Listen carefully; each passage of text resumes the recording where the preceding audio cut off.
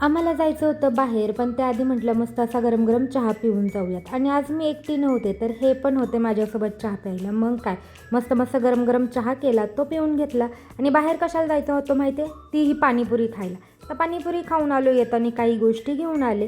त्यात ना सगळ्यात मेन होतं आज हे इडलीचं पीठ. कारण उद्या नवन्याला मला आपल्या 3 कलरचं फूड द्यायचं होतं. तर म्हटलं इडली हे सगळ्यात सोपं आणि बेस्ट राहील.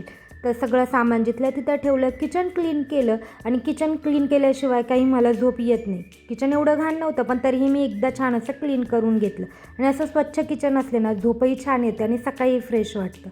त्यानंतर आम्ही गेलो होतो शतपावली करायला आणि आम्ही ना ह्या मंदिरात जात असतो फिरत-फिरत. कारण इथे आल्यावर ना ननूला आणि मनूला खेळताही येतं आणि आमचं चालणंही छानपैकी होऊन जातं. आणि आजकाल म्हणू ना गाई, कुत्रा, मांजर दिसले ना इतकी जोरजोरात ओरडते जसं काही ती त्यांना बोलवतच असते. म्हणून तिचे पप्पा त्या कुत्र्याजवळ तिला घेऊन गेले. त्यांनी थोडासा हात लावला. घाबरत तर होती पण लावला हात. त्यानंतर आज पहिल्यांदा म्हणूनच झोका खेळली. तर इतकं गोड वाटत होतं ना तिला असं खेळवताना की कायच सांगू. आणि असा होता आजचा हा छोटासा मिनी ब्लॉग जो मी इथेच थांबवते. आपण भेटूयात नेक्स्ट व्हिडिओमध्ये. तोपर्यंत आनंदी राहात, खुश राहात आणि स्वतःची खूप सारी काळजी घ्यात.